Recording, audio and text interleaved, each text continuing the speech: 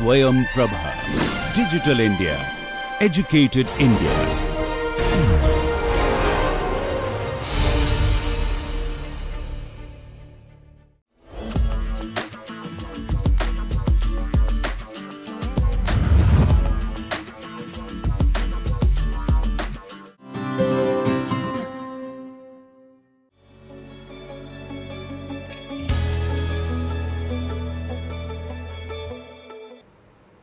Let's have a look at the quote by J. Krishnamurti.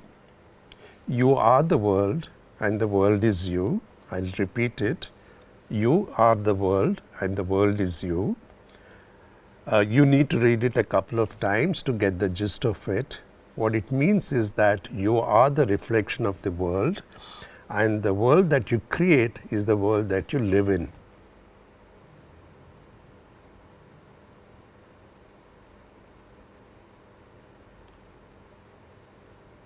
Let's have a look at the content. Which phase of design thinking and innovation process is analysis part 2? What is it?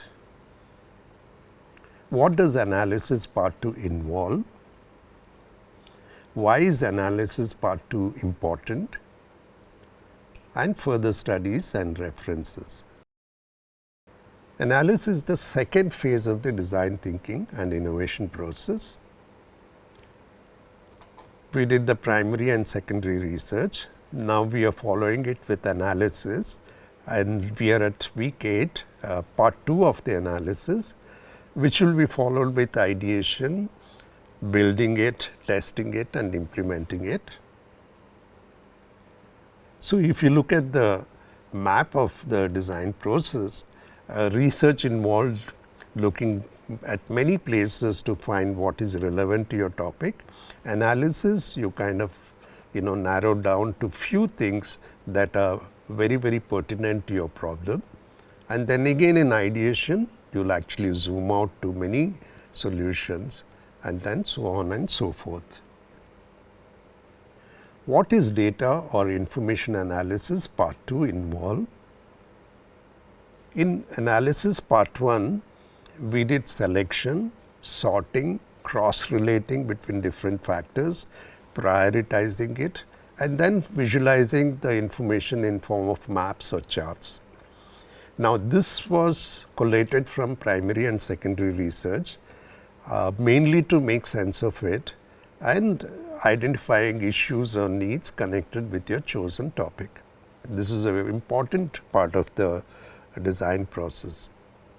Analysis part 2 will help you collate this data right from observations or user studies to making inferences from it and finding design opportunities, which can lead to outlining the recommendations for design.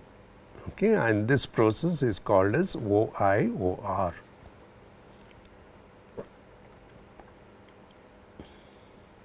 What does it involve?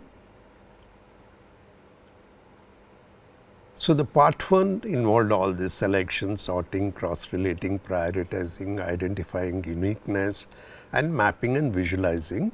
As compared to that, part 2 involves observation or user feedback, inference from that, looking for opportunities for design, then recommendations for design, and lastly redefining the problem statement itself. So, let us look at OIOR in detail. Observation, this is the data or the information that you gathered from primary and secondary research. Inference refers to conclusions reached through critical analysis of this data, again with reference to your problem space. Opportunities refers to recognition and discovery of factors that are helpful for solving issues connected with your problem space. And the last one is the recommendations, which refers to the listing of actionable factors that show the way towards possible design ideas and solutions. Okay, so, it is observations, inference, opportunities and recommendations. Starts with O, observation, I, inference, O, opportunities, and then R, recommendations. Why is analysis part 2 important? It involves critically examining the gathered data or information that has been collated and making sense of this data in a systematic, organized manner such that it is useful in identifying the needs for solving issues connected with your topic. Very simple. Okay, so you start from observations or user feedback or user statements to making inferences from it and finding opportunities to outlining the recommendations from the analysis, which will finally help in redefining the problem statement itself. So, let us look at how can we redefine the problem statement. You started the project by picking up a topic, and then you went about doing research on finding issues to be solved. Next part of it, analysis, helped you to further identify the needs for solving issues connected with your topic. With these new findings, now you can actually redefine the problem statement which you originally started with. So, let us have a look at an example. This is designing an engaging toy for children. That was how you started the topic.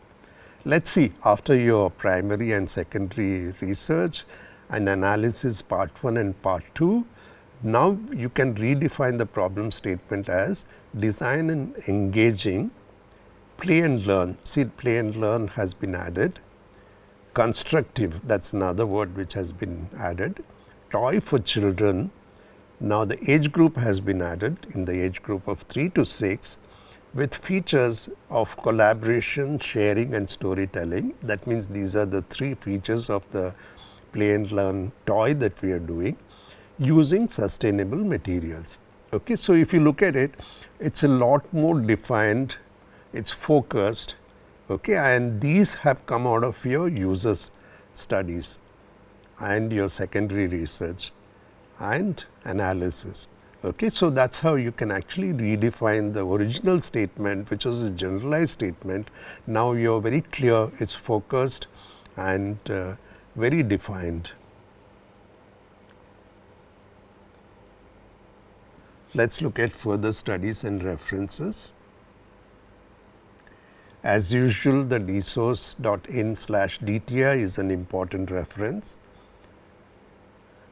Design Thinking, Understanding How Designers Think and Work by Nigel Cross is another classic book. 101 Design Methods, a Structured Approach for Driving Innovation in Your Organization. It is by Vijay Kumar, faculty at IIT Chicago.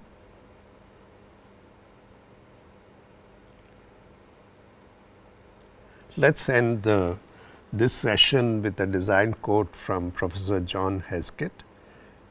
Design is to design a design to produce a design. Again, I will read it. Design is to design a design to produce a design.